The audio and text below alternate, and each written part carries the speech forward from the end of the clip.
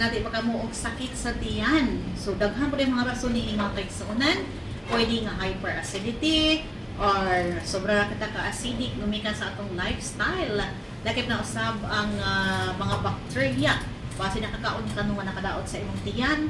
Ang stress o anxiety usab makasakit sa tiyan. Sobrang pagkaon ug halang mga pagkaon, mga mantikaon or paglaktaw sa pagkaon, magpapasmo ka. Side effects sa tambal nga imong nga giinom o di kaha na overweight na kita or obese. O maka-perminti pod makasuon sa tiyan, no?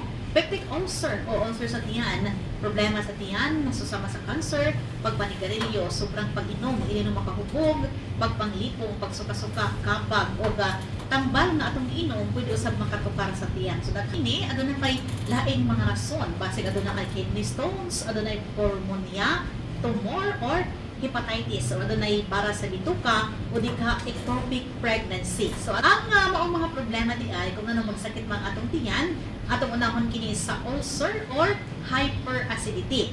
Kung ang pagpanakit ana kini nga taas nga bahin sa atong tiyan o di ka sa tunga nga bahin sa left side, so mao kini ang lugar sa atong sikmura. Posible kini nga ulcer or hyperacidity. Ikaduha kining gallbladder stone, kining bato bitaw sa atong gallbladder. Kung ang sakit usab na kini nga taas nga bahin sa tiyan sa may right side, kini ang pwesto sa atong abdo. Posible nga aduna kay bato sa imong abdo. Usay ang sakit usab sa may bandang likod. Maabot ang sakit kung nakakaon ka og mantikaon mga pagkaon, mga tambok ng mga pagkaon. Kabantay mo ka na mamista mo ang birthday, di ba? Daghan mga pagkaon, mga oily, uban pa na sakit dahil ang inyong tiyan. Oy, delikado ka na, magpa-ultrasound na. Base adunay bato ang imong abdo. Ikatulo ang appendicitis. Kung ang ubos nga bahin sa may right side mo sakit sa atong tiyan, mao kini ang lugar sa atong appendix. Ang maong sakit gitawag kini appendicitis nagsugod sa may sikmura within 2 to 3 days nga magbahin-bahin na kini sa lain nga bahin. Sakit ang lugar kung imo bitaw kining iduot. Kung magkonsulta sa doktor, delikado ang appendicitis kung kini makabuto. Ikaupat kini gitawag og colic.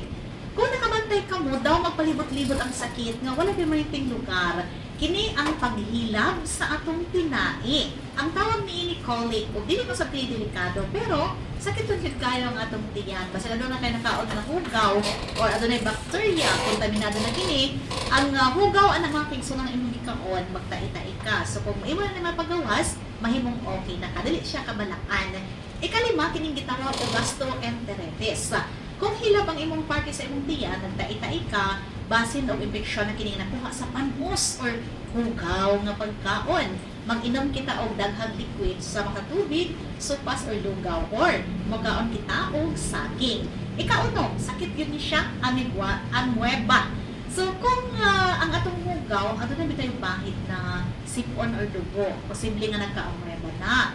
Magpa-check up para magpa-laboratory. Ikapito, kini nga kidney infection or kidney stones, sakit sa matres or ovary sa mga kababayan, atong naman ang mga kaigsuonan, dili na mahadlo kung ato na kita'y patikon.